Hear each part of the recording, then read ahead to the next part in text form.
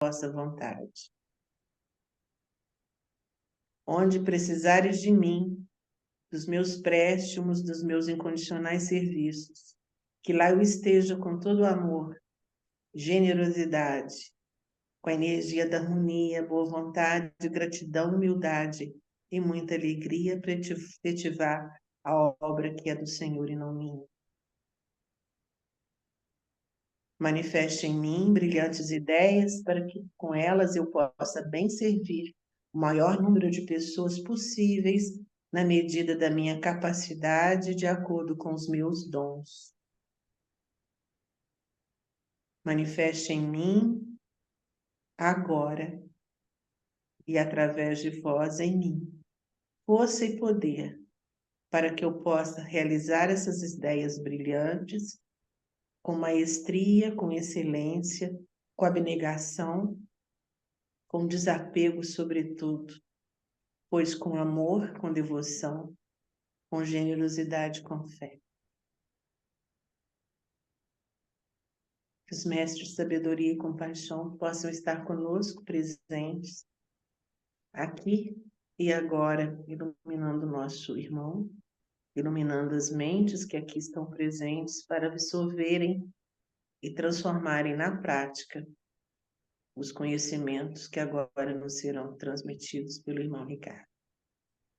Com a palavra, hoje, dia 5 de junho de 2024, na nossa penúltima live do ciclo da vida e da morte.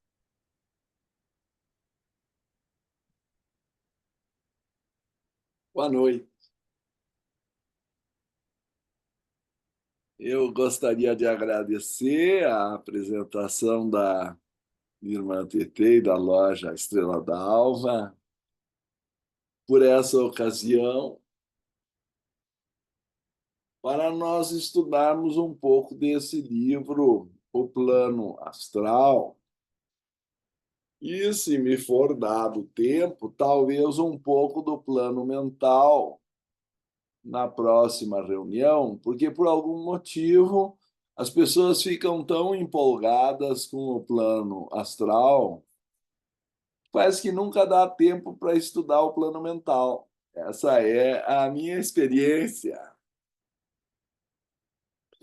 E o plano mental é uma coisa mais distante.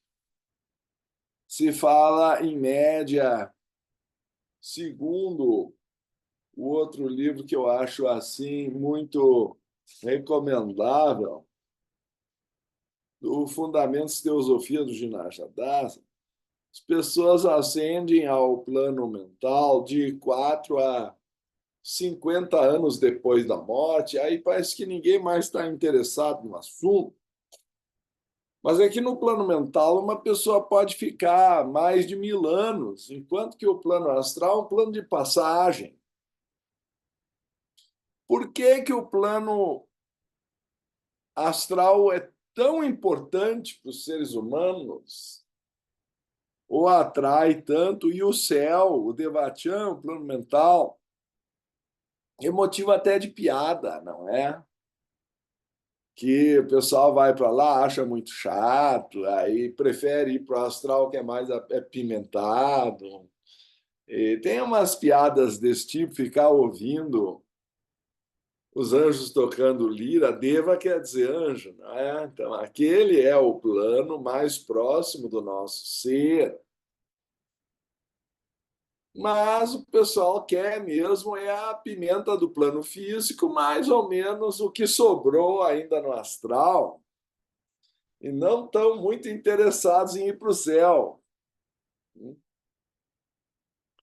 É assim que a gente vê a natureza humana de modo geral. Só que, por estar ainda ligada ao plano físico indiretamente, eu quero dizer, por ser o intermediário entre as sensações do plano físico e as idealizações do plano mental, o plano astral ainda é um plano de sofrimentos possíveis, enquanto que no plano mental não existe mais sofrimento. Justamente porque as causas do sofrimento, que é essa pimenta e esse desejo, já foram eliminadas. Né? Então, não por acaso, os católicos costumam chamar o plano astral de purgatório. E aí depois chamam o que vem depois de céu. Assim, no, na Índia é chamado Bhuvar-loka, o plano astral, Svar-loka, o plano mental. Certo? Então, a primeira grande questão que eu costumo insistir, e que é parte da minha tese, não sei se alguns já tiveram coragem de dar uma olhada,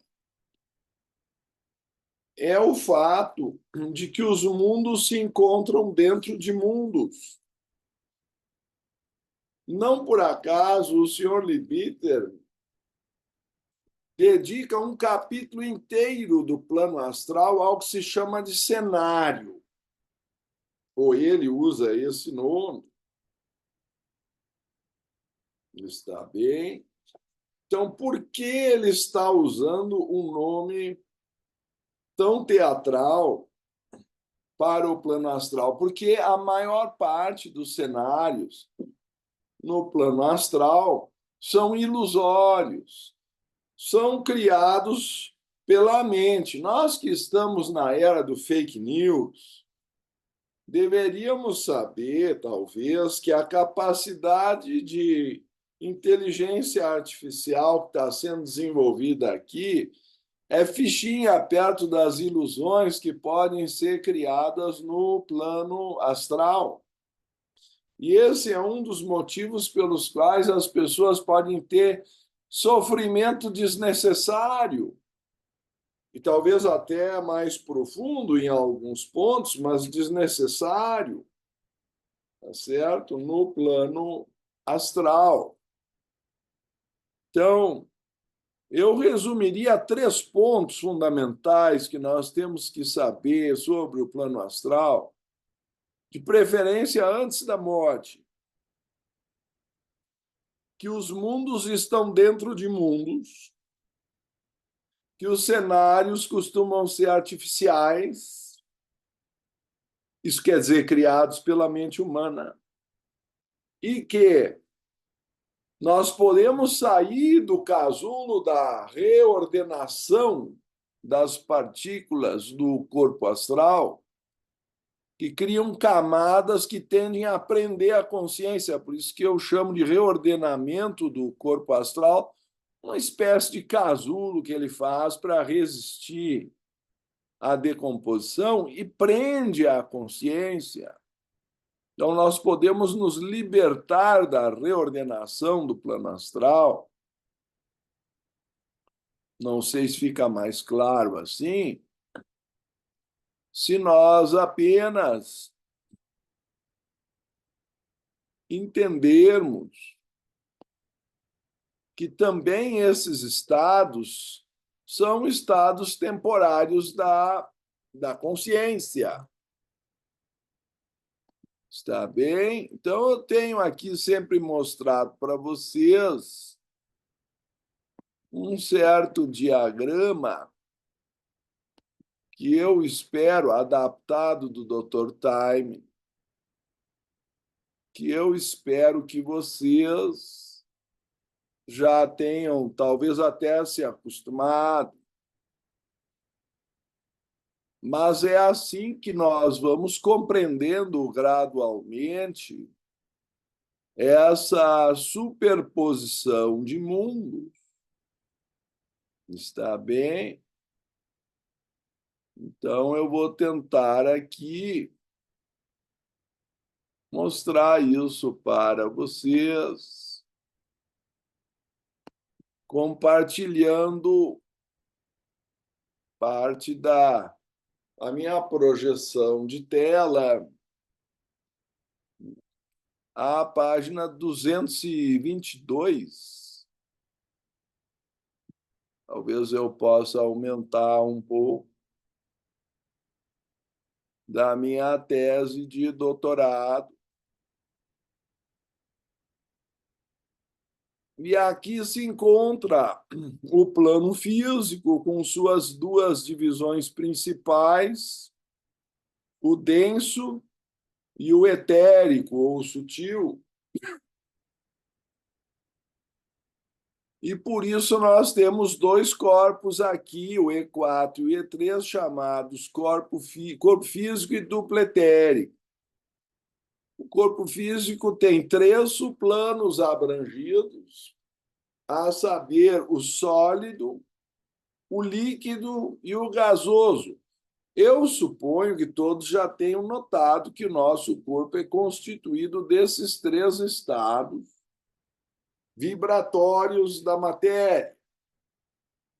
Então, nós temos partes sólidas, como, em geral, são particularmente considerados os ossos, e, por que não, também os músculos, os tendões, enfim. Pois nós temos a parte líquida, principalmente o sangue, mas também vários líquidos no corpo, incluindo hormônios e tudo mais. E a parte gasosa, particularmente nós sem o ar nem vivemos, precisamos respirar o oxigênio. Mas ainda existem 4 subplanos etéricos que são invisíveis ao olho nu. Está bem? Por onde circula o prana e as energias que animam o corpo físico, às vezes comparados ao cordão de prata que une o duplo etérico ao corpo astral. Se esse for removido ou rompido, a morte acontece. E, por esse motivo, essas alusões são feitas, de modo geral, na Bíblia e em diversas obras clássicas, como eu suponho vocês também já estejam acostumados. Eu cito no meu livro Tradição, Sabedoria, algo disso quando é dito, e é provável que vocês já tenham ouvido, se não estão acostumados a ler a Bíblia em casa, no mínimo terão visto menção dessa passagem, como eu ponho no capítulo 4 do meu livro, O Ciclo da Vida e da Morte, que, na verdade, é o tema que nós estamos estudando nessa série, do versículo 5, 12, 6 do livro de Eclesiastes. Ok? Então, vocês podem conferir depois, se assim lhes parecer oportuno.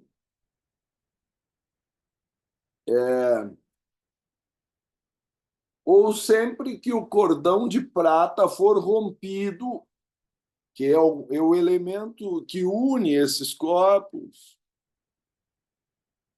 ou a copa de ouro for despedaçada, julgo ser por sua radiância o duplo etéreo, ou o cântaro quebrado junto à fonte, suponho, por ser de barro, o corpo físico denso, ou a roldana for partida junto ao poço. É a possibilidade desse sutratma, desse seu fio-vida que vocês estão vendo aqui, que une todos os corpos. Quando ele se rompe nesse nível, que é chamado o cordão de prata, a morte aconteceu, porque o prana não vai mais fluir para o corpo físico, e aí não há o que ponha nele movimento, nem sensibilidade. Vai virar um presunto, certo? Então o pó voltará à terra como era e o espírito voltará a Deus que o deu. Isso é lido em todos os encaminhamentos de corpo das diversas tradições cristãs do tempo que ainda o padre acompanhava o féretro até a sepultura, porque parece que isso está já fora de moda. Outro dia eu pedi uma colher para fazer o lançamento da terra, colher de pedreiro, né? E ninguém sabia o que era isso. O coveiro já ia enfiando lá para dentro do buraco sem nenhum acompanhamento. Então, os rituais tradicionais do cristianismo cada vez são mais esquecidos, mas se refere ao retorno da nossa parte densa aos elementos primordiais. Então, no momento que essa ruptura acontece, dá-se o fenômeno da reordenação, ou começa o processo da reordenação do corpo astral, porque até lá, se vocês virem aqui, eu tenho citado para vocês também o livro do Raymond Moody Jr., tá? Vida após a vida, e os respectivos vídeos sobre esse assunto, que eu acho muito interessante, do mesmo autor. Não é um vídeo qualquer, é o vídeo do Vida Após a Vida, certo? Onde há relatos de pessoas que foram trazidas de volta, como se diz hoje em dia, a experiência de quase morte. Então, até lá, tudo é uma maravilha, porque a reordenação não começou. E por que que a reordenação não começou? Por que que o casulo astral não se formou? Porque o cordão ainda não se rompeu. Então, o corpo astral, no seu elemental, não se sente ameaçado. Tá certo? Então, é diferente quando o processo da morte de fato ocorre. Mas se for, então, para provar para as pessoas que existe a imortalidade, ou pelo menos que nem tudo morre no momento do corpo, já o fenômeno da EQM, ou da experiência de quase morte, cumpriu o seu papel. Está bem? Nesse livro, O que há além da morte, o Bispo Leadbeater entra mais em detalhes sobre o processo de reordenação, e eu acho que nós já lemos aqui quase, não sei, quase um capítulo inteiro sobre a reordenação. Então, não quero aqui me repetir, mas estou indicando para quem quiser compreender os 3 pontos mais importantes. Vou repetir. Primeiro está aqui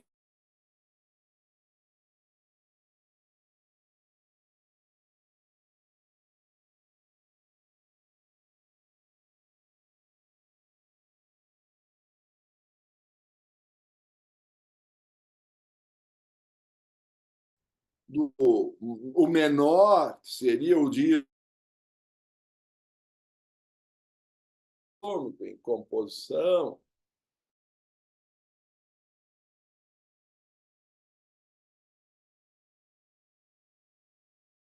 isótopos, o deutério, o trítio, certo? O trítio é até radioativo. Está havendo uma grande necessidade de trítio agora, que é raro na natureza, para pôr em movimento o reator nuclear, de fusão nuclear de Naka, no Japão, que é o primeiro e maior reator com essa função, que deve nos libertar de todos os males do petróleo e tudo mais, porque vai gerar energia limpa. A fusão absorve as partículas, ao contrário da fissão, que deixa tudo radiativo, e é apenas uma explosão controlada, é uma bomba atômica dentro do laboratório, ou melhor, dentro do reator. A fusão é o contrário, ela limpa tudo, certo? Então, só para tentar explicar para vocês que Besan e Leadbeater descobriram o deutério e o trítio nessa magnífica obra Química Oculta. Aqui eu tenho um exemplar em xerox e em espanhol, porque não se consegue, a coisa é difícil, e no Brasil nunca foi publicado.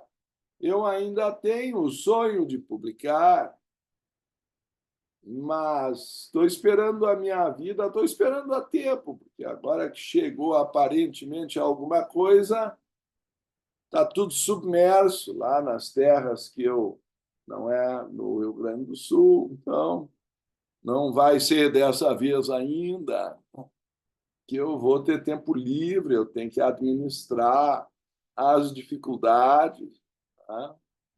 Mas isto sim, mostrando para vocês, por que não, que o livro existe e que os diagramas a respeito dessa disposição estão todos aqui. Tá? Não tenho aqui, talvez, tempo para entrar em todos esses detalhes, mas isto sim, quando ele diz que mesmo o núcleo do átomo de hidrogênio é composto de 18, vejam bem, 18 átomos físicos ultérricos, e cada um desses 18, por sua vez, é constituído de 49 átomos astrais. Portanto, um simples átomo de hidrogênio, e não estou falando do deutério nem do trítio, porque aí o número aumenta, tá? Na forma mais simples, vai ser constituído de 882 átomos astrais. Tá certo? De qualquer maneira, o que nós estamos insistindo? Que a contraparte de todo objeto físico, esse sofá, aquela porta, esse computador, são constituídos de átomos astrais e vão ter a mesma forma. Então, no momento que eu morrer, ou mesmo durante o sono no astral, eu vou me deslocar por esse espaço e vou encontrar os mesmos objetos. Por isso, o idoso que criou hábitos e, de repente, ocorre a morte, ele, do dia para o outro, ele não vai para o Devachan, para o mundo dos anjos, embora o pessoal diga reverentemente que Deus o tenha, saudoso irmão, ele vai estar lá. Alguns acham até assombrando a casa, porque ele repete os mesmos rituais de tomar café, de trabalhar, até ele cair na real de que ele já morreu. Certo? E isso vai depender do grau de apego que a pessoa tem à terra ou não. Mas é importante ele perceber que esse é o único cenário real no plano astral. Se chama contraparte dos objetos físicos, porque os objetos físicos são feitos de condensação de átomos astrais. E, portanto, os outros infernos com labaredas, ou sei lá que tipos paradisíacos do Summerland, tudo isso é criado pela mente humana. Isso não tem referência ao plano físico e, portanto, é um cenário artificial. Tá certo? Me faço claro, vou ter que recomendar a vocês que leiam o original dos livros, mas a minha função, creio eu, é despertar aquele start, aquele início da caminhada, para a pessoa ler o original, que é insubstituível, e que numa palestra de 1 hora eu jamais vou conseguir aprofundar. Na página 52 do Plano Astral, no item que nos interessa mais de perto, que se chama A Pessoa Comum, que eu não vou entrar aqui, de momento, no adepto e seus discípulos, não vou entrar nos indivíduos psiquicamente adiantados, e, enfim, toda a questão do mago negro e seus discípulos, eu vou apenas dizer, ou seja, sem nenhum desenvolvimento psíquico, flutua no seu corpo astral durante o sono num estado mais ou menos inconsciente. E no sono profundo do corpo físico, os princípios superiores que se encontram no veículo astral desligam-se invariavelmente dele e acolhem-se nas proximidades, apesar de, nas pessoas sem o menor desenvolvimento, se encontrarem em um estado de sono tão profundo como o do corpo. Então, o homem comum, em geral, não lembra nada quando acorda de manhã do que ele vivenciou no plano astral, senão o que chamam de sonho, que é uma espécie de imagens mentais dentro de um liquidificador, sem pé nem cabeça, porque não há o princípio ordenador da consciência ativa para ordená-los. E então dizem que sonhou com alguma coisa e aí depois ficam procurando um significado para o sonho. Em alguns casos, o veículo astral está num letargo menor e então flutua daqui para ali, adormecido ou semi-adormecido, nas várias correntes astrais, reconhecendo por vezes outras pessoas que se acham no mesmo estado, passando por toda espécie de experiências agradáveis e desagradáveis, cuja lembrança, necessariamente confusa e por vezes transformada numa grotesca caricatura do que realmente aconteceu, as fazem pensar ao despertar nos disparates do sono ou do sonho que tiver. Eu não vou entrar em todo esse capítulo, mas vou entrar nos mortos. Então, é diferente a experiência que nós experimentamos durante o sonho da experiência que se dá depois da morte, porque ao romper-se o cordão de prata, começa o processo de encapsulamento ou reordenação da consciência, porque o elemental quer resistir à decomposição e se fecha, botando as camadas densas para fora. Então, e a consciência tende a ficar presa dentro do casulo. Então, os Nirmanakaya são os primeiros tipos de mortes, os discípulos à espera de reencarnação. E aí, de novo, na página 60, vai entrar as pessoas comuns depois da morte. Pessoas sem preparo, nem sabem o que está acontecendo, nunca leram sobre o assunto, ou se leram, não acreditaram, ou não deram bola, ouviram falar. Esta classe é milhões de vezes maior do que as já estudadas. Para um Nirmanakaya tem lá, de repente, milhões ou bilhões de pessoas que estão em estado completamente diferente. O caráter, os Nirmanakaya são seres de extrema luz espiritual que já conquistaram a perfeição e descem só para abençoar. Em geral, vivem no plano mental, por isso que se me derem oportunidade, eu gostaria de desenvolver algo do plano mental no próximo evento. O caráter e as condições de seus membros, é dito aqui, oscilam entre larguíssimos limites. Então, desde o criminoso até uma pessoa mais evoluída, pode estar dentro do conjunto de pessoas comuns que ainda não são discípulos ou mestres de sabedoria. E também, dentro de larguíssimos limites, varia a duração de sua estada no plano astral. Pois enquanto uns aí passam apenas algumas horas, aí já tem que ser um homem santo para ter tão pouca permanência no plano astral, outros podem lá permanecer durante anos e até séculos. Então, a média é se desprender no máximo com 50 anos, mas se a pessoa estiver muito apegada, ele está avisando que isso pode durar mais. Agora, não venham depois me dizer que era um grande espírito de luz que ficou 3 séculos no plano astral. Isso não é espírito de luz. O espírito de luz sobe para o Devachan.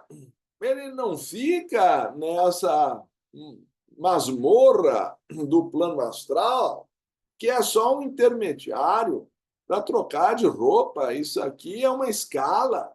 Não é o objetivo da vida depois da morte. Nós deveríamos ter uma visão de que quanto mais curta a estada no plano astral, melhor. E as pessoas ficam estendendo uma série de fantasias, as expectativas de ficar no plano astral não sei quantos séculos. O homem que levou uma vida de pureza na Terra, cujos sentimentos e aspirações predominantes foram sempre altruístas e espirituais, pouca atração sente pelo plano astral. E, não havendo nada que lá o prenda, a sua atividade não chega a ser despertada durante o pequeno período de sua vida astral. Ele, pessoa mais espiritual, passa dormindo por todo esse lugar aí. A razão disso reside no fato de que, depois da morte, o homem verdadeiro recolhe-se em si mesmo e, logo ao primeiro passo desse processo, arroja de si o corpo físico e, quase logo a seguir, o duplo etérico, falam que no máximo 72 horas, para que possa libertar-se tão cedo quanto possível do corpo astral de desejo. Por isso, se sugere, para acelerar o processo, até onde é possível, a cremação. Então, esses assuntos que, do ponto de vista do senhor Levitre, são os menos importantes, por algum motivo, são aqueles que geram mais perguntas. Todo mundo quer saber que diferença faz, se cremou, se não cremou, quantas horas para a cremação. Aí é uma preocupação infinita. Agora, com os 40 anos ou 50 que a pessoa vai passar no astral, em geral, não há pergunta nenhuma. E do mental, então, não há nenhuma expectativa. Se houver alguma coisa, deve ser uma chatice lá, com os anjinhos tocando lira. Tá? Não há perguntas, em geral, sobre o Devachan. Eu não me lembro de nenhuma das palestras que eu dou há 45 anos na Sociedade Teosófica. E ao ingressar no mundo céu, que é a única região onde as suas aspirações espirituais podem frutificar de uma forma consentânea com os sentimentos elevados que teve na Terra. O homem de espírito elevado e mente pura pode fazer isso porque soube dominar todas as suas paixões terrenas durante a vida física. Então, o corpo astral está mais sutil, está menos pesado, ele se livra mais rapidamente daquele grude, ele não precisa acordar no umbral pantanoso, viscoso, fétido, que é o sétimo suplano. A contar de cima para baixo, existem 7 suplanos em cada plano, está bem? O 7º é o mais denso, é o mais viscoso, corresponde no plano físico à parte da matéria sólida. Sua força de vontade foi dirigida para canais mais elevados e pouca energia de desejos inferiores ele tem disponível para ser utilizada no plano astral. Então, o despojamento que a personalidade sofre na velhice, perdendo os hormônios, as paixões, o interesse pelas sensações, mas que algumas pessoas insistem em querer revigorar com Viagra, com isso, com aquilo, com reposição de não sei quantos hormônios. O corpo está ali para envelhecer, O processo da velhice é previsto na natureza para separar o caroço do abacate com mais facilidade. Se o abacate está muito verde, a gente não consegue facilmente tirar o caroço. Quanto mais apodrecido tiver o abacate, mais fácil sai o caroço embora. E as pessoas, de alguma forma, querem prolongar a juventude. E aí tem uma infinidade de botox e silicone e não sei mais o quê. Por que que nós não podemos aceitar que os cabelos caíram, que o cabelo ficou branco quando não caiu? Que nós estamos enrugados e que nós estamos nos preparando para nos desprender do corpo físico, isso é da natureza. Ah, mas há um horror de aceitar que a pessoa vai envelhecer. Hum? Ah, nós queremos envelhecer com qualidade de vida, mas ficar enganando, eu acho que é uma falta de aceitação do processo natural. Há um despojamento depois dos 40 anos que é progressivo. Os dentes começam a apresentar sintomas, os olhos começam, no ouvido, a gente não ouve mais. Enfim, todo um processo, daqui a pouco perde o equilíbrio, precisa de uma bengala, de repente, talvez num andador, por que não de uma cadeira de roda? Tá? As pessoas vão declinando, isso tem que ser compreendido como um processo natural de desprendimento do espírito em relação ao corpo físico. Se nós morrermos antes, é outro assunto. Mas existe um motivo, porque a maioria das pessoas está tão presa nas suas paixões que quer prolongar a juventude além do ponto e não compreendem que já deu.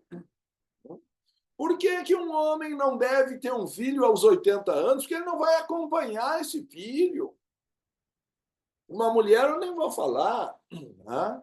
Mas um homem ainda pode ser fértil, só que tipo de pai ele vai ser?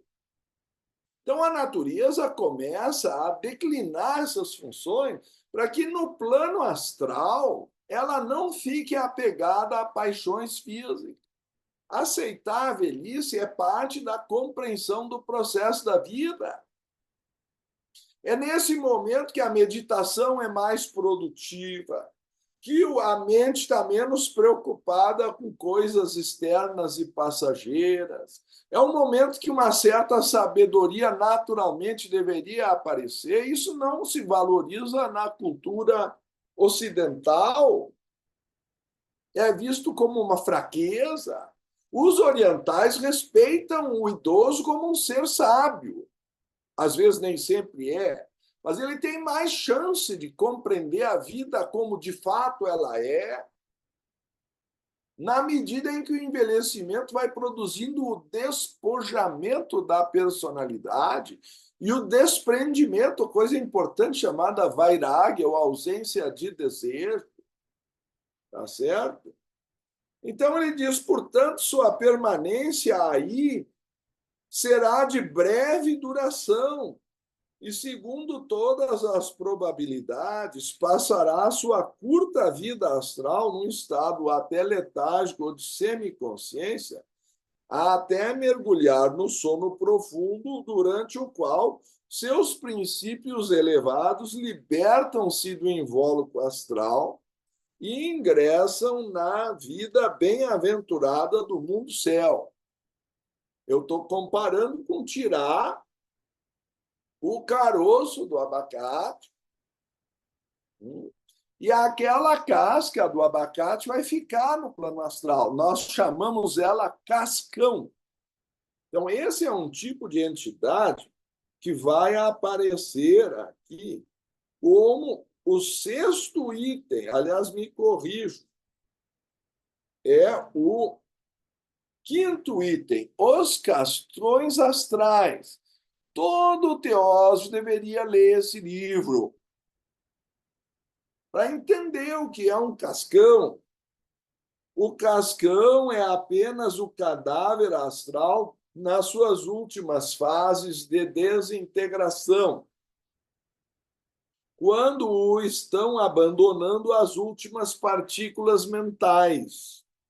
Desprovido de qualquer espécie de consciência e de inteligência, vagueiam passivamente nas correntes astrais como nuvens impelidas por ventos contrários, mas galvanizados pelo contato da aura de um médium.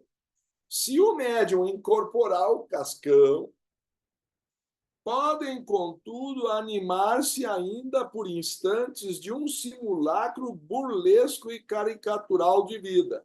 Vai aparecer o sexto tipo de entidade, chamado cascão vitalizado. Por que que ele foi vitalizado? Porque ele tirou, ele sugou alguma energia, tá certo? De algum médium ou de alguma outra entidade. Ele é uma espécie de vampiro da energia vital com o qual nutre de novo suas paixões, das quais deveriam estar morrendo essas paixões, e ele inteiro, porque ele já é um cadáver. Então, isto sim é um zumbi. Tá? Mas as pessoas que atraem essas entidades acabam nutrindo, e isso é uma coisa fétida, ruim, enfim, eu não vou entrar em todos esses detalhes, mas a senhora Blavatsky, eu coletei várias passagens a esse respeito, dizia, na minha tese, eu cito, não vamos ter tempo para tudo isso, acho que até já citei, que ela, quando muito, conseguia salvar a si mesma numa sessão, mas se viam 10, 20, 30 entidades, ela não conseguia salvar nem os amigos que estavam ali ao redor. Então, se vocês atraem esse tipo de gente de entidade para uma sessão espírita, não podem se admirar se algum sair sorteado com um imposto dali. E é por isso que a teosofia não recomenda. Agora, alguns acham que, meu Deus, a teosofia é contra o espiritismo. Não, não temos nada contra o espiritismo. Estamos alertando que nem tudo ali pode ser flores. Quem é que tem o controle das entidades que estão sendo atraídas? Então, o senhor Liebiter chega a dizer que a situação do médium é como uma pessoa amarrada à beira de uma estrada esperando que alguém o salve. Mas aí pode desembarcar outro aí que pode ser mais ladrão que o primeiro e ainda tomar proveito e todo tipo de crueldades com a pessoa que já está amarrada. Então, ninguém sabe quem é que vai sair do automóvel que parou.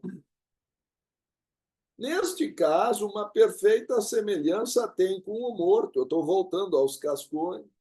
E pode mesmo reproduzir até certo ponto suas expressões favoritas e até mesmo sua caligrafia. Então, ele é capaz de escrever, psicografar. Isso não é problema para o cascão. Contudo, isso é apenas um ato automático das células que tendem, logo que são sujeitas a qualquer excitação, a repetir mecanicamente os movimentos habituais. E se alguma inteligência aparece a haver nessas entidades, não procede do morto, mas é, por assim dizer, emprestada do médium ou dos guias ocasionais. Então, aí ele começa a ser vitalizado ou pelos guias ou pelo médium, e então ele começa a escrever como o morto escrevia. Mas isso não é uma prova da imortalidade da alma, nem é um contato realmente com um ente querido que a gente queria, mas é como se tivesse entrado em contato com a roupa velha dele. É uma roupa tão suja que, como diz o ditado, vai sozinha caminhando para a máquina de lavar. É isso que as pessoas estão querendo atrair para ter uma lembrança do falecido, quando ele já subiu para o Devachan. Então, a sua vitalização temporária dá-se mais frequente por outro processo que estudaremos no parágrafo seguinte. É muito difícil fazer uma um resumão, né? Mas aí os cascões vitalizados, parágrafo seguinte, propriamente não deveriam se classificar como humanos, visto que seu revestimento exterior, um cascão passivo e insensível, que teve outrora como qualquer coisa de humano, passa agora com vida, inteligência e desejos à vontade que possuem os que lhe vêm do elemental artificial que os anima. Então, agora ele já virou uma coisa meio biônica lá no plano astral, porque alguém vitalizou o cascão. Embora devamos curvar-nos ante a terrível verdade de serem criações de maus pensamentos do homem, não podemos considerá-los intrinsecamente humanos e parece-nos, portanto, mais sensato abordá-los com mais desenvolvimento quando tratarmos das classes de entidades artificiais. Então, aqui tem as entidades vivas e mortas, humanas, e também tem os anjos, também tem os elementais da natureza, os espíritos da natureza, e tem entidades não humanas artificiais. Então, não é um livro tão simples de ler nesse ponto, porque tem mais de 18 entidades enumeradas que alguém poderá eventualmente incorporar, se submeter, aí sim, ao processo da incorporação, que não é recomendado do ponto de vista teosófico, se me faz claro, e pelo motivo que estou apresentando, porque não se consegue selecionar quem é que vai entrar. Os suicidas e as vítimas de morte súbita. Eu nem vou entrar nisso aqui, porque aqui o astral vai baixar. Vampiros, entidades sugadoras, também não vou entrar nisso. O homem no mundo cinzento, e são coisas cada vez mais densas. Magos negros e seus discípulos. É a 10ª entidade, aqui nós não vamos entrar nesse negócio. Eu digo mais de 18 porque uma categoria como essa, os magos negros e seus discípulos, podem pegar uma diferente escala de entidades, desde o mago negro mais renomado até um discípulo que ainda é, e eu não sei se eu posso classificar tudo de uma forma só, é uma classe geral que abrange muita coisa. Aí vem as entidades não humanas, essência elemental pertencente à própria evolução. Bom, isso aqui é longo. Corpos astrais dos animais, nem tinha entrado nisso ainda, também não são humanos, são animais.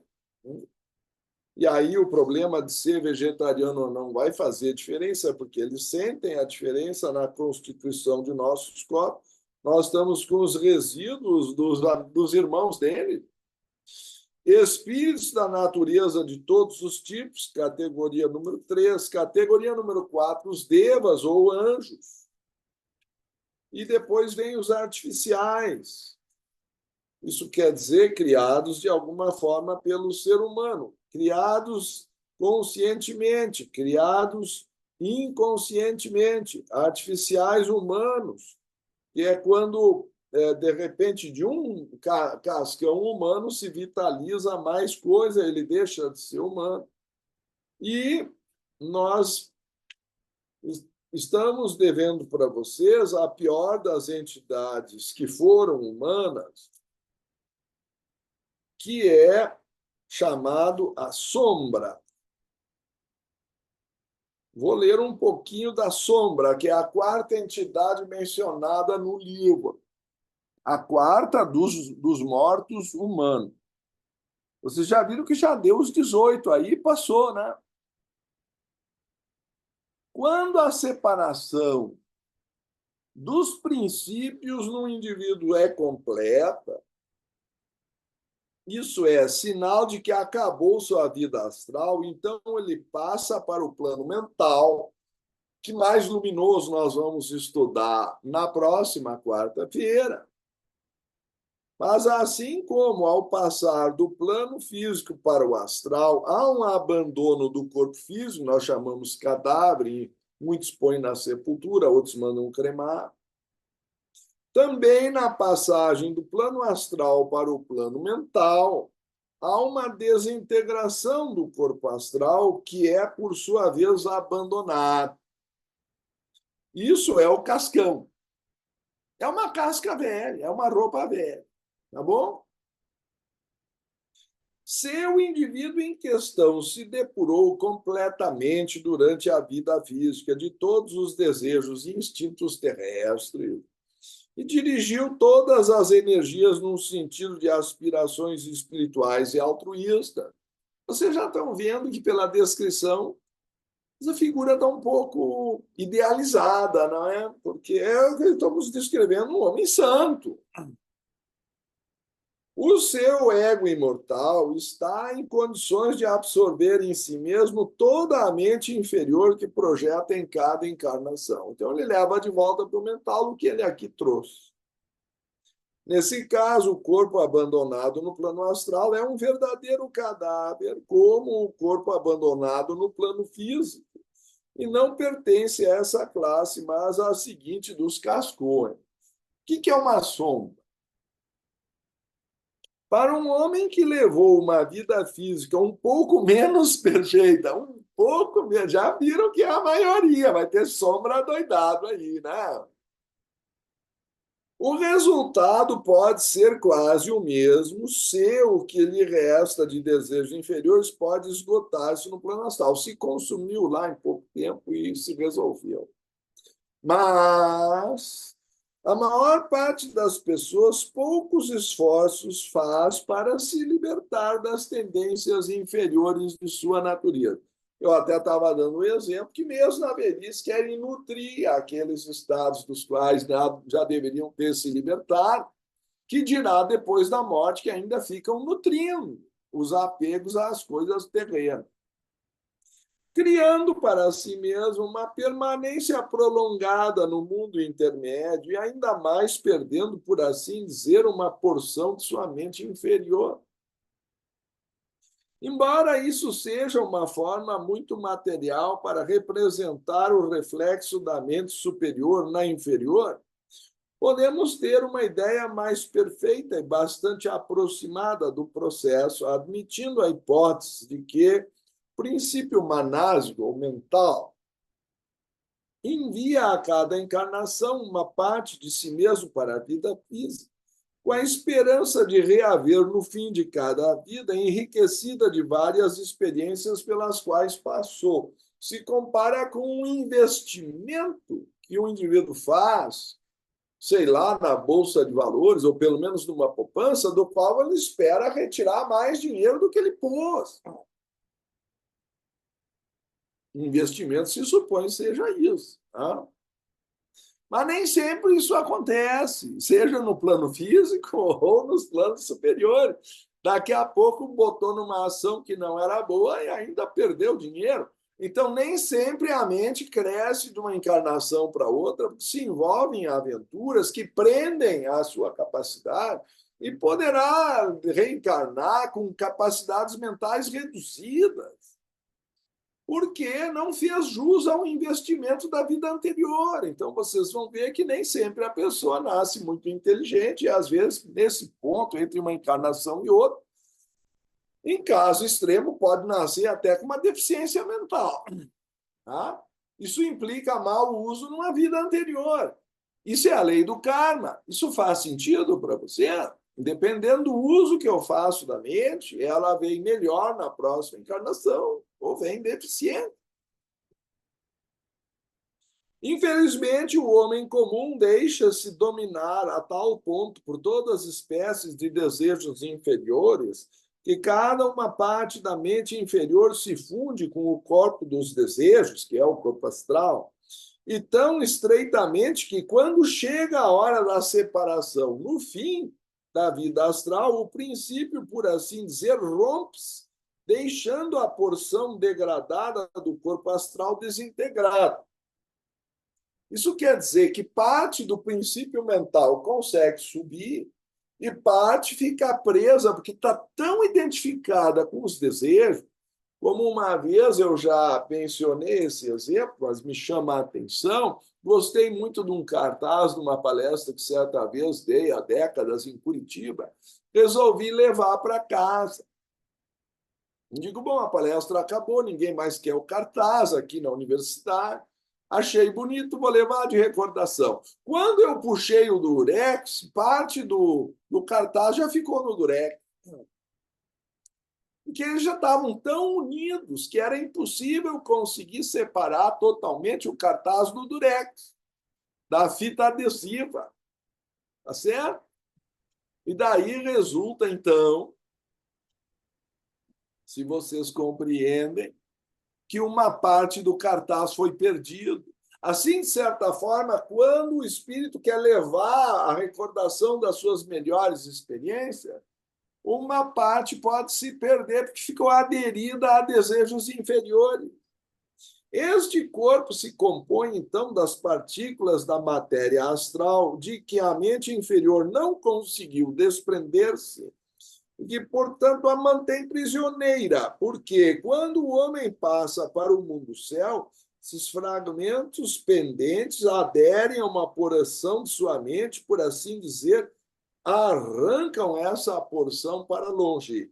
E a matéria astral de cada suplano encontra-se no corpo astral em decomposição na proporção que a mente se deixou absorver e invadir pelas paixões inferiores. Isso quer dizer que não só a sombra pensa, é diferente do cascão que não pensa, como todo pensamento é para o mal, que se fosse para o bem teria ido para o plano mental superior, não é? Ou teria ido para o Devachan. Então, eu posso afirmar, pela definição, que a sombra é uma entidade maligna. E, portanto, visto que a mente, ao passar suplano por suplano, não pôde libertar-se completamente da matéria de cada um deles, o remanescente astral mostrará a presença de cada espécie mais grosseira que conseguiu manter estreita conexão com a parte mental.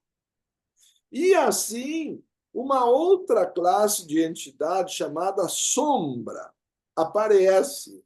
E deve-se observar que uma sombra não é um indivíduo real, visto que já passou para o mundo do céu o indivíduo real, mas conserva absolutamente a semelhança física, a memória e até as idiosincrasias de quem é a imagem fiel, de maneira que é facílimo uma confusão, como acontece às vezes nas sessões espíritas. Pessoa que, sabe, só ficou a parte malandra do sujeito, o que tinha de bom foi embora. Mas ele pensa, ele é safado, ele é malandro, ele tem esquema. Tá? Não que a sombra tenha consciência de se ter personificado, pois que sua inteligência é limitada.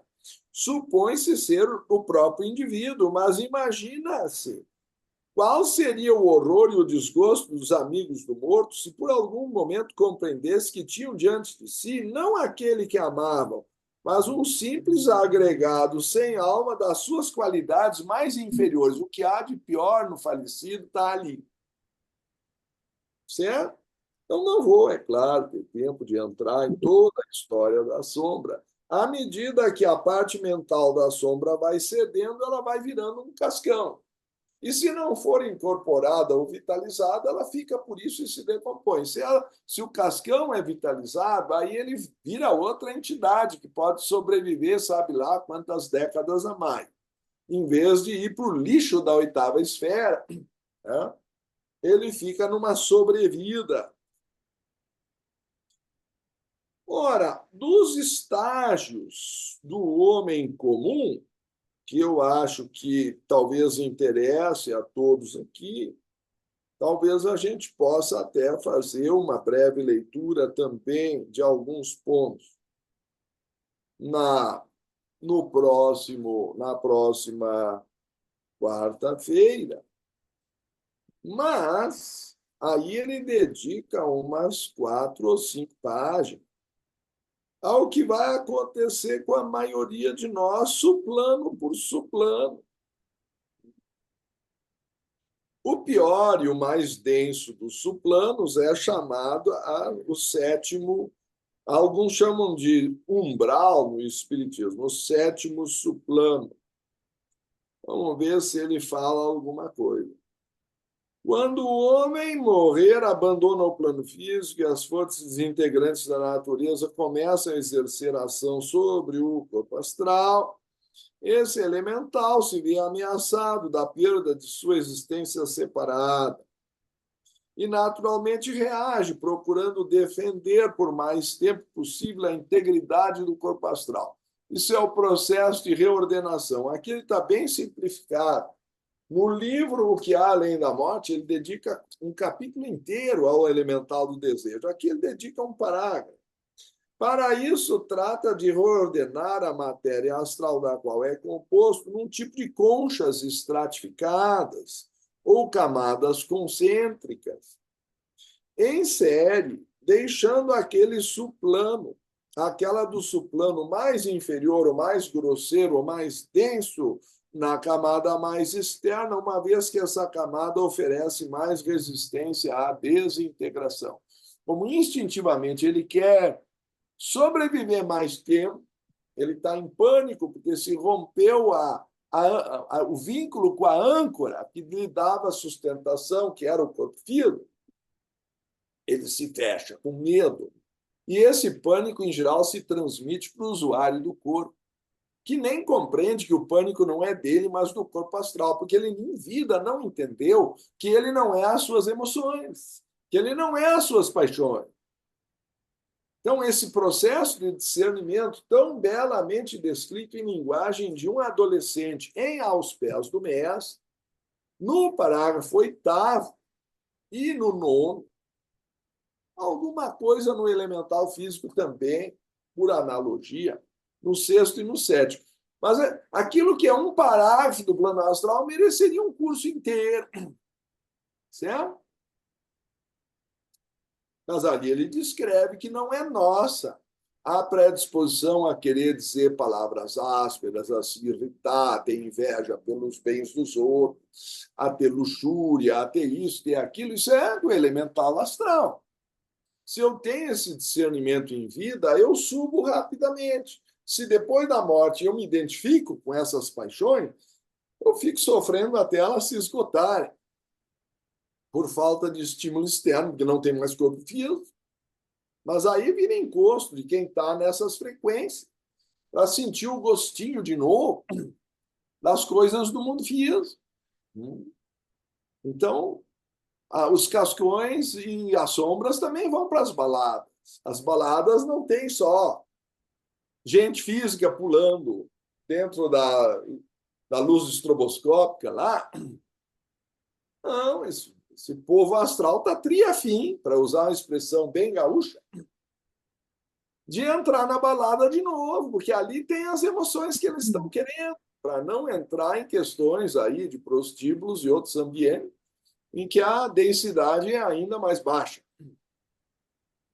Mas o homem não pode abandonar o 7º suplano depois de ter se libertado o mais possível seu eu real da matéria desse suplano. E feito isso, sua consciência vai focar-se na camada concêntrica imediatamente a seguir, que é formada pela matéria da 6ª subdivisão, ou exprimindo a mesma ideia por outras palavras, o homem passa para o próximo suplano. Então, se ele conseguir se livrar desse nível mais denso, ele vai para o 6º suplano. Tá certo? E, em suma, quando o corpo astral esgotou todos os atrativos oferecidos à 6ª divisão, aí ele vai para a 5ª, para a 4ª, até chegar na 3ª, 2ª e 1ª, que é chamada Summerland. Eu vou ler só esse parágrafo. Nessa subdivisão, que é a 3ª, as tais igrejas e escolas foram de habitações na Summerland, de que falam espíritas norte-americanos. Summerland quer dizer um lugar que tem sempre verão. Embora menos reais e menos magnificentes, para qualquer observador sem preconceitos, do que para os entusiásticos criadores. O 2º suplano é o habitat dos devotos egoístas ou pouco espirituais. E lá usam suas coroas de ouro e adoram a representação material da divindade peculiar da terra.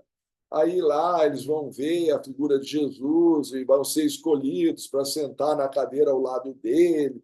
Então, esse tipo de devoção que quer recompensa vai encontrar recompensa no segundo suplano astral, vai ser o discípulo escolhido, ele vai entrar numas de que ele é apóstolo de Cristo, e deixa para lá, né? Ele viver a sua novela lá de ser o escolhido e o bacana.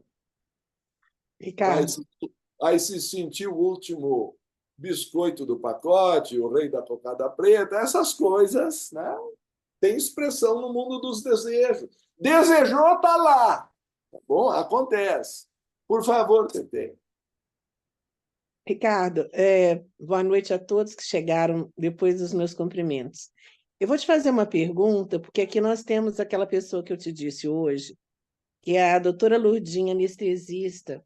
Eu gostaria, como eu não sei se ela teria disponibilidade de participar conosco na semana que vem, uma pergunta que eu acho importante, que talvez vá interessá-la, é o que que acontece com o corpo anestesiado, já que a profissão dela é centro cirúrgico e anestesia. As substâncias como o éter, o cloroformo, etc., são extremamente voláteis. Então, elas entram na corrente sanguínea e invertem a condição natural, que é receber a influência de cima para baixo, que nós chamamos a influência espiritual.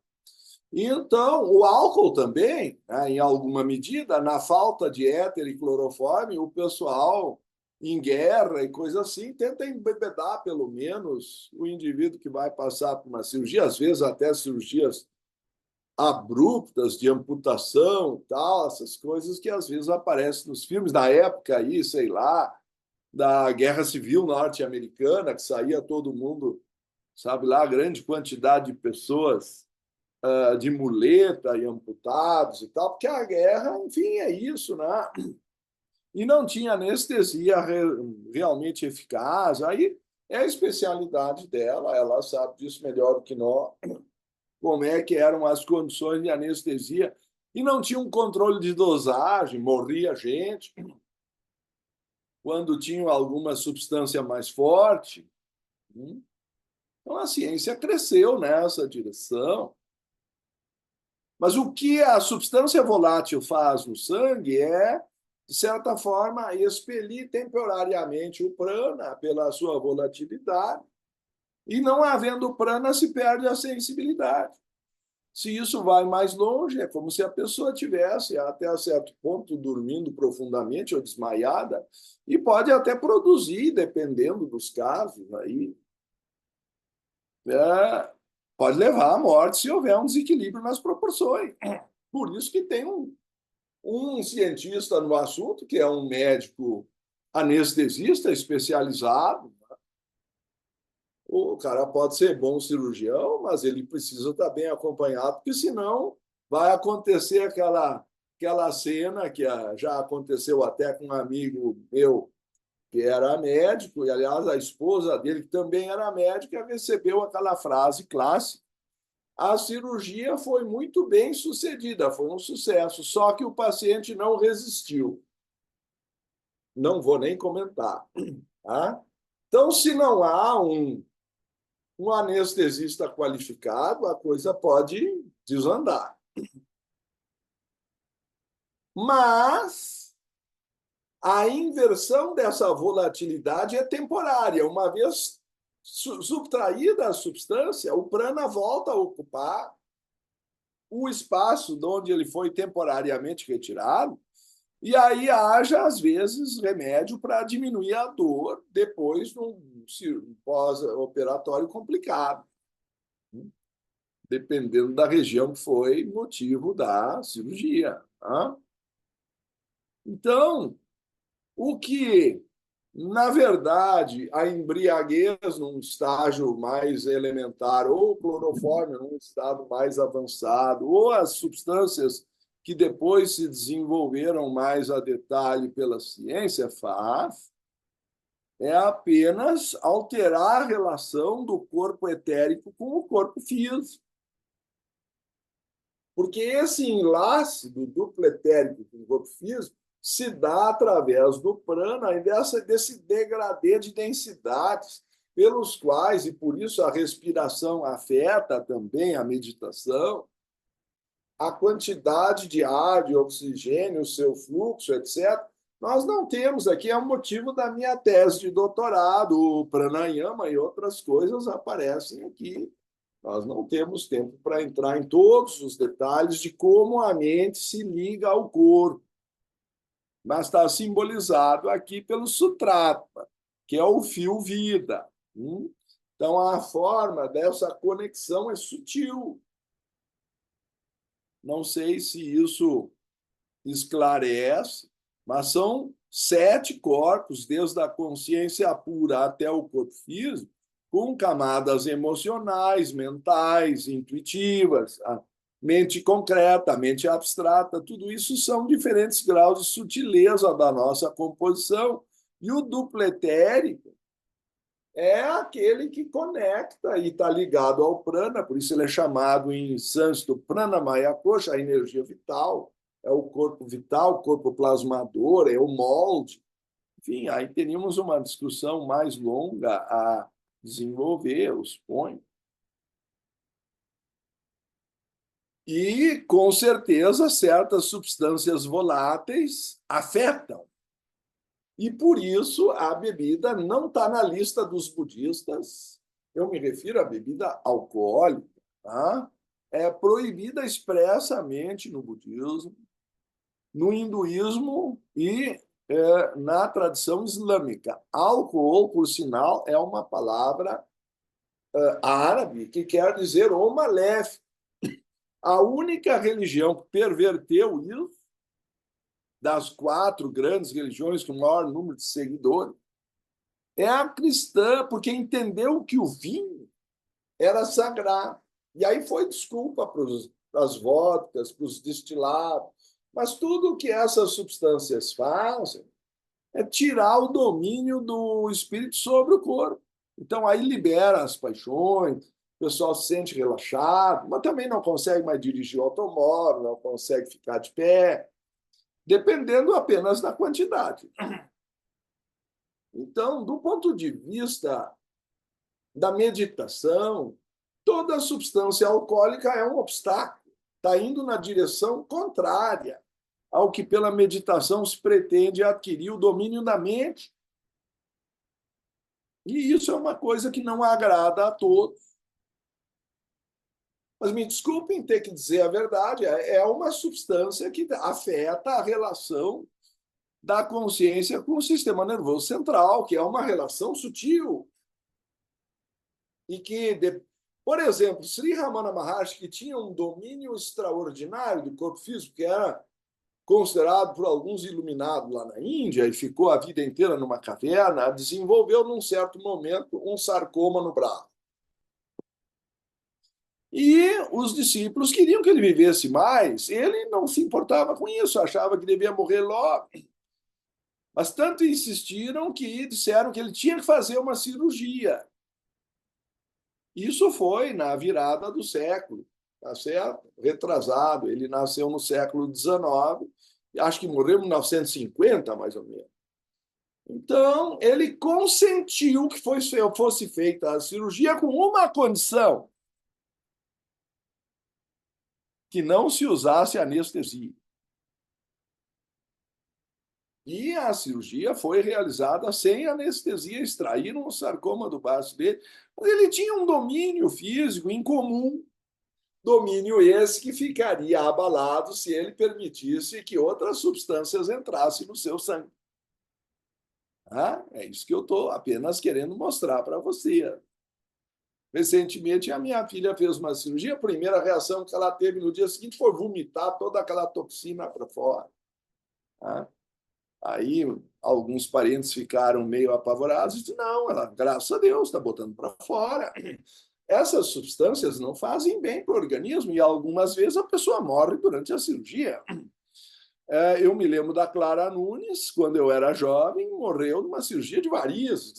Não era o problema da varize em si, era a reação, o efeito que produziu a anestesia. A anestesia geral é uma coisa perigosa, tem risco cirúrgico. Enfim, acho que eu não acrescentei nada ao que vocês já sabiam, até porque Sócrates dizia que nós já sabemos tudo, né? É só uma questão de lembrar. A teosofia não se ensina, se recorda. Então, se nós meditarmos sobre o assunto, nós vamos chegar provavelmente à mesma conclusão. E observando o efeito dessas substâncias na vida diária, nós vamos. Chegou uma pergunta interessante.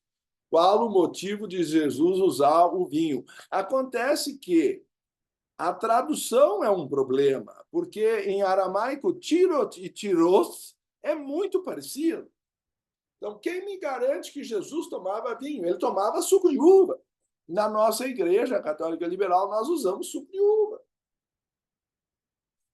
Tem todas as substâncias, aí tem sempre aquela pesquisa das maravilhas que o vinho, todos os poderes do vinho para a saúde, uma taça, duas taças, três taças. Nunca vi uma dessas pesquisas dizer só que o suco de uva tem as mesmas propriedades e não está apodrecido. A pesquisa nunca chega a essa conclusão. Tu vai encontrar todas as qualidades que tem no vinho no suco de uva, e com a vantagem de não ser alcoólico. Né? O que é, na verdade, o vinho? É suco de uva podre. E o vinagre é mais podre ainda. Eu nem vou entrar nesse assunto aqui. O nome quer dizer vinho acre. Qualquer substância podre não interessa ao yoga. Usem mel. Mel é uma coisa maravilhosa que vocês podem guardar por anos, ele não estraga. Do ponto de vista da medicina ayurveda, o melhor alimento é o que não se decompõe ou leva mais tempo para se decompor. Então, vocês vão ver que alface, tomate, vocês podem até esquecer por aí que ele não estraga. Deixa a carne fora da geladeira para ver o que acontece. E o mesmo está acontecendo dentro do corpo, está fermentando. Na verdade, vinho é suco de uva fermentado. Ele vai fermentar no nosso intestino. Eu não sei, é uma coisa tão simples. Eu estou exagerando ou as pessoas não se dão conta do que está acontecendo dentro do organismo quando a gente come? Acham que vai para onde? Vira o quê?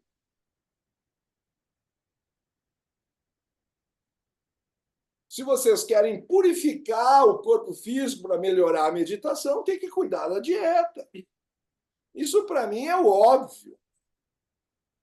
Mas, se houver alguma pergunta nesse sentido, eu estou à disposição. Ricardo, foi Sim. feita uma pergunta no chat, depois foi apagada e feita no meu WhatsApp. Que bom. Eutanásia. Eutanásia. Pediu que você falasse a respeito.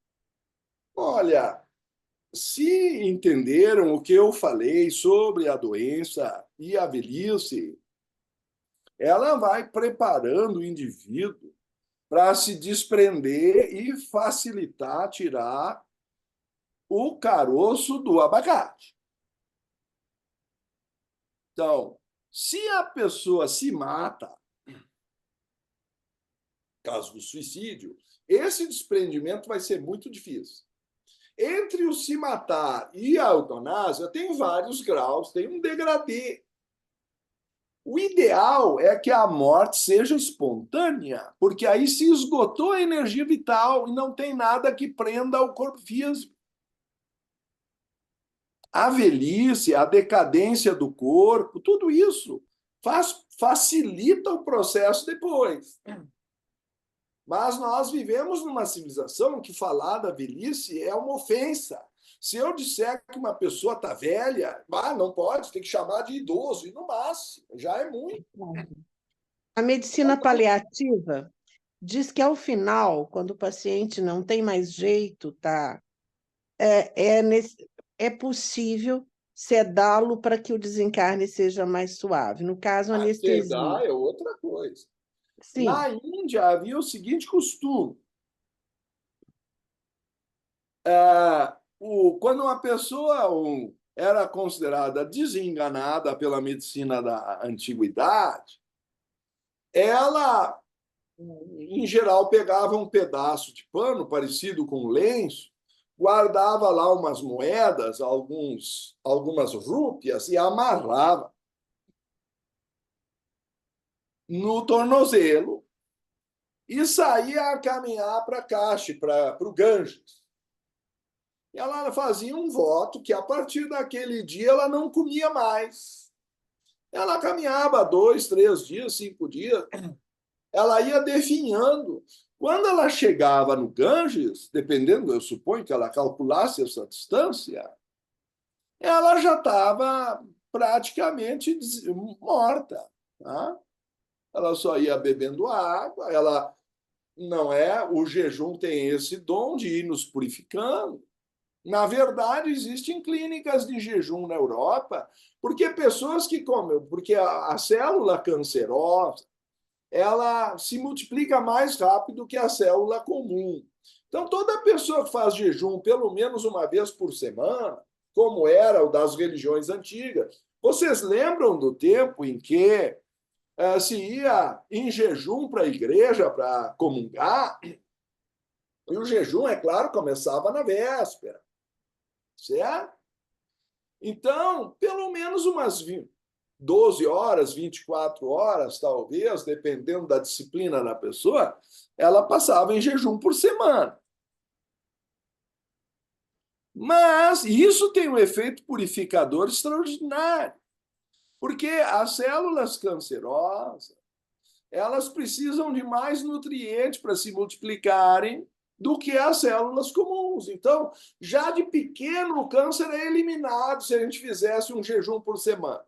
Mas, nossa, falar em jejum hoje em dia também é ofensa. O pessoal acha que tem que viver uma vida de todos os prazeres possíveis e imagináveis. Isso é viver.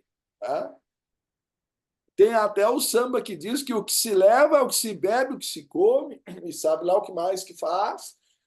Vocês me perdoem, eu tenho que fazer uma breve comentário de correção. Isso é exatamente o que não se leva. Isso é o que fica na sepultura. O que nós vamos levar, o que nós crescemos no mundo interior. Não as coisas do mundo dos sentidos que os vermes vão comer. Aliás, por isso nós somos a favor da cremação. Eu não sei, talvez por afinidade com o tema, na minha família, sempre que há uma exumação, lá vai o Ricardo, que ninguém quer participar do fenômeno, do evento. Aí, a última vez que eu fui, eu ainda fiz uma investigação, porque eu achei estranho, tinha que encontrar espaço para minha sogra e tinha que tirar o irmão da minha esposa, que já tinha morrido antes. E detalhes não muito interessantes, tiveram que ainda pegar um facão para cortar umas partes que não estavam totalmente decompostas na coluna. Eu não vou entrar nos detalhes sórdidos aí, porque não é o nosso objetivo. Já no caso da minha tia-avó, ela estava totalmente. A meia de lycra estava totalmente conservada. Então, eu recomendo às mulheres respeitarem uma meia calça de lycra, porque ela dura mais que o corpo de você. Foi usado para botar o crânio e as vértebras, ainda deu um nozinho na ponta, jogou num canto, o coveiro pode vir. Aí então traz, né, o novo corpo. E nesse último caso eu vi o cara sapateando dentro da sepultura. Eu digo, o que que houve? Não, é que tem muita barata aqui. Aí eu perguntei, mas meu senhor, e barata é um problema? Sim, porque onde tem barata tem escorpião. Então é melhor já ir sapateando, que se o escorpião aparecer, eu já pego ele. Então, os caras têm prática. Eles vivem no mundo das baratas, dos escorpiões. São as profissões que as nossas crenças produzem. Coveiro, Nada disso precisava existir se as pessoas fossem para o crematório, uma coisa civilizada, veio da Índia, uma filosofia superior. Não vai ficar botando aos vermes o resto dos nossos entes queridos, comendo os olhos, isso e aquilo. Uma coisa degradante, mas, enfim, são os costumes, eu não vou discutir, só estou sendo realista. Tá? Então, a eutanásia, se ela abrevia demais a vida, pode levar mais dificuldade para o desprendimento. Então, eu sugeriria que a pessoa jejuasse um tempo e morresse do próprio jejum. E em 30 dias o assunto está resolvido. Vocês já fizeram um jejum de mais de 3, 4 dias? Em 7 dias já começa a dar sintomas de autólise. Aliás, depois de 48 horas já começa a autólise. Então a gente aí emagrece de verdade. Tem que fazer um spa para emagrecer. É só parar de comer. É tão simples. Se não entrar, emagrece. Quando eu tenho uma balança aqui em casa, quando passa até aquela festança no fim de semana, aí eu chego na segunda-feira, epa, não deu, passou, e eu vou para a água de coco. Acabou, água de coco. Água de coco não deixa cair a glicemia, a cada 3 horas toma um copo. Deus fez isso. Água de coco restabelece a gente na mesma hora. Uns 2, 3 dias tomando água de coco, eu garanto a vocês que o peso volta ao normal, até melhor do que estava antes, purificado. E jejum é uma prática do yoga milenar. Vai morrer se não comer 24 horas. A minha avó, meu Deus do céu, quando eu fazia jejum na juventude, aí eu esticava mais. Né? Na juventude eu era mais radical. Agora eu estou velhinho, eu sou mais comedido. Passava 48 horas, a família entrava em pânico. Esse guri vai morrer. Uma pessoa leva 1 mês para morrer sem comer. Um outro amigo meu, que aliás morreu porque estava gordo demais, e tomava um monte de remédio. Um para isso, outro para aquilo, outro para diabetes. Se ele fizesse um jejum, acho que se curava de metade das doenças que ele tinha. Mas deixa para lá. Aí ele leu uma notícia de que um sujeito caiu numa cisterna lá numa fazenda e ninguém deu por conta do sujeito, acho que morava sozinho. Encontraram o cara na cisterna vivo 1 mês depois, porque a água não faltava para ele dentro da cisterna do poço. E o cara devia ser gordinho, porque depois de 1 mês ele ainda estava inteiro, certo? Tinha reserva para. Aí esse senhor me disse assim: eu é que tinha que ter caído nessa cisterna. Mas as pessoas não querem se submeter aos processos naturais e inventam todo tipo de pílula para emagrecer continuando a comer. Não vou dizer nada. Daqui a pouco estragam o sistema hormonal, morrem de anorexia ou sei lá do quê, porque desregulam a sensibilidade natural do corpo, não selecionam bem o equilíbrio hormonal, enfim.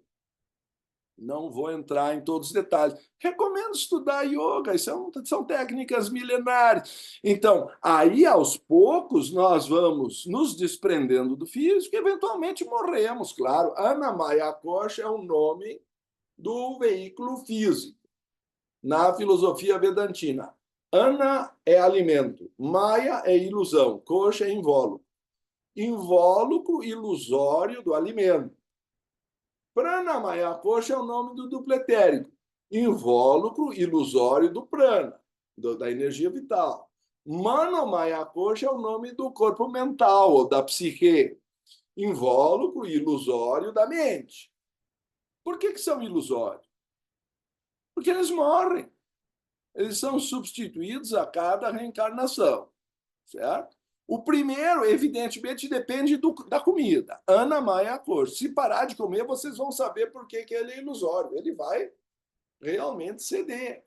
Mas 2, 3 dias não é nada. E principalmente se tomar uma aguinha de coco, aí não deixa cair a glicemia cada 2, 3 horas. Pronto. Eu digo a vocês que é uma maravilha. Limpa o estômago, o fígado, o intestino. A água de coco é depurativa, né? Nossa, que beleza. Então, se vocês puderem conduzir a uma morte assistida pelo jejum, vai dar um efeito muito melhor do que alguns efeitos aí, porque vai diminuindo a, a energia vital. O problema é passar para o plano astral levando energia vital. O que a doença e a velhice fazem naturalmente é reduzir a energia vital. Agora, se a pessoa simplesmente for conduzida a uma câmara elétrica, ou cadeira elétrica, ou a injeção letal, ela vai ter problemas do lado de lá, porque ela passa com toda a energia vital. Inclusive, a doutora Besman era contra a pena de morte, porque poderia nutrir um serial killer a virar encosto de outros mais frágeis. Porque se ele já morreu com a tendência a assassinar, ele vai continuar esse hábito no astral. Ela dizia, melhor o homem ficar vivo e encarcerado, porque aí as paixões dele pelo assassinato vão diminuindo. Agora, se tu mata ele em nome da pena de morte, esse no astral vai produzir um estrago maior do que ele produziria se ele tivesse encarcerado no plano físico. Sem falar que o objetivo da vida é aprender, e nós estamos cortando a oportunidade dele se redimir, dele aprender alguma coisa. Desculpem se eu me alonguei. Ricardo, a última pergunta, que tem uma pessoa insistindo aqui no meu WhatsApp. Um médio pode incorporar um ser evoluído, tipo assim, bem evoluído, que pode passar instruções em reuniões? Nas cartas dos Mahatmas, eles deixam declarado que eles não usam esses métodos.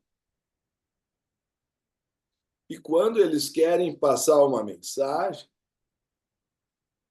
em algum caso, que não queiram se materializar, porque o desperdício de energia é muito grande, eles ou escrevem a carta, que você sabe como é que é, a materializada, a tinta no papel, se chama precipitação, ou eles tentam passar através de um discípulo, como era o caso da senhora Blavatsky, por exemplo. Mas aí não se chama exatamente de mediunidade, porque não há perda da consciência. Então, existem vários tipos de mediunidade, e eles não têm interesse em usar um discípulo que distorça o que eles estão querendo falar. Então, para não produzir distorção, eles selecionam que corpos eles vão usar. Mas, na maioria dos casos, essa comunicação se dá mais por via telepática. Então, eu acho mais provável, a coisa mais semelhante a uma comunicação poderia ser, talvez, uma psicografia. Mas aí tu tens que depois saber selecionar, porque como é que qualquer pessoa pode dizer que recebeu? Outro dia chegou um amigo meu, que é espírita, muito entusiasmado, que ele tinha recebido uma mensagem de Monteiro Lobato e veio me mostrar que maravilha a mensagem. As pessoas, em geral, se sentem um pouco exaltadas porque não é, foram escolhidas para ser mensageiras de não sei quem. Bom, não vou entrar nesse âmbito das vaidades humanas. Eu apenas me ative a um fato. Fui lá na internet ver quanto tempo já tinha morrido o Monteiro Lobato. A coisa era mais de 100 anos. Eu digo, meu Deus do céu, ou isso é uma sombra, uma coisa vitalizada, ou não é o Monteiro Lobato. Porque um ser dessa estatura não vai ficar mais de século no plano astral. E eu suponho que você sabe que no plano mental não se consegue mais contar. Isso está até no filme lá, O Nosso Lar, quando a mãe do protagonista subiu, eu não me lembro mais o nome dos personagens. A mãe do protagonista subiu para um nível que não havia mais contato com ela. Isso é o plano mental, é o nosso assunto da próxima quarta-feira, tá certo? Não sei se consegui fazer uma síntese, mas vocês estão todos convidados a voltar na quarta-feira, é gratuito, portanto, imperdível. E mais Ricardo, ainda, ler em casa os livros que eu recomendei aqui, né? Porque aí sim vocês estão na fonte. Ricardo, Sim, se ainda houver tempo, eu tenho uma pergunta, mas que pode ser respondida na próxima vez. Quer que eu faça vamos a pergunta ver. na próxima vez?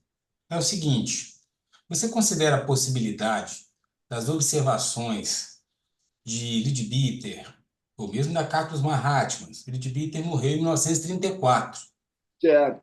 As publicações de maior referência que eu conheço na doutrina espírita sobre as atividades mediúnicas é Diálogo com as Sombras, que é de 76, e Energia e Espírito do Lacerda, que é de 94. Hum, Então, hoje, as práticas já não se coadunam com o descrito naquela época.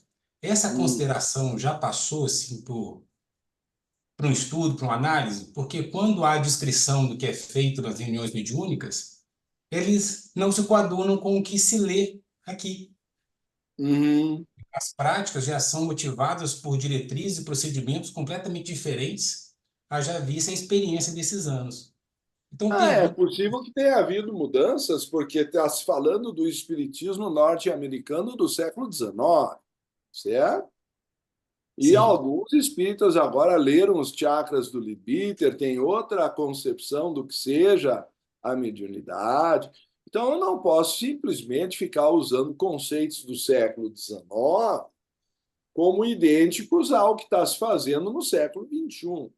Mas esse é um assunto que eu acho que dependeria de uma análise mais detida.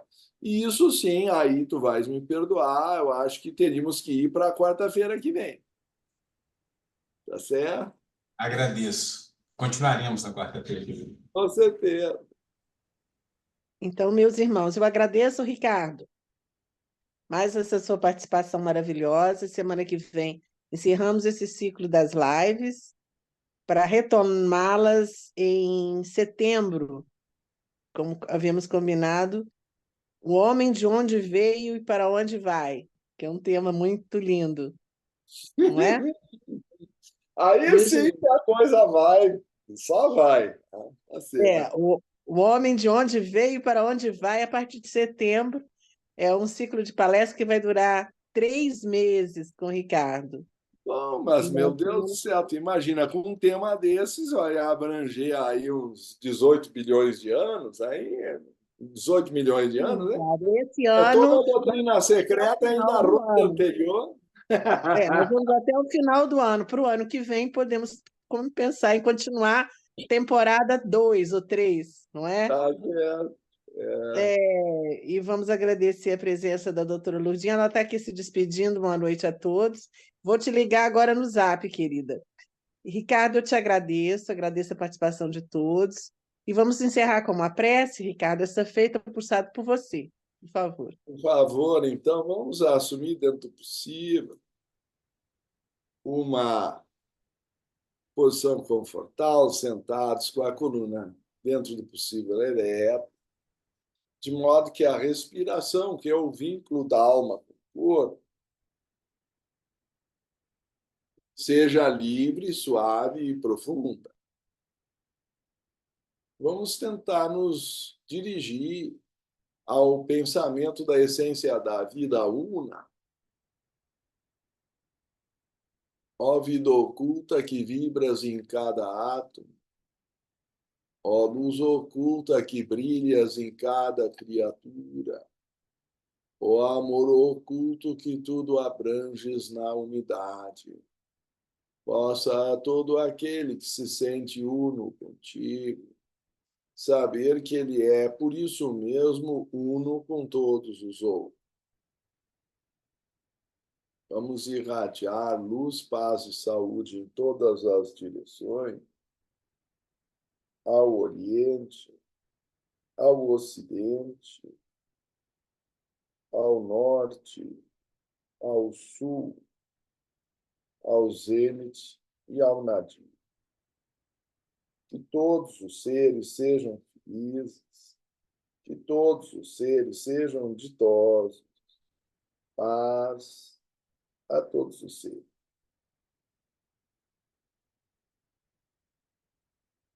Namastê.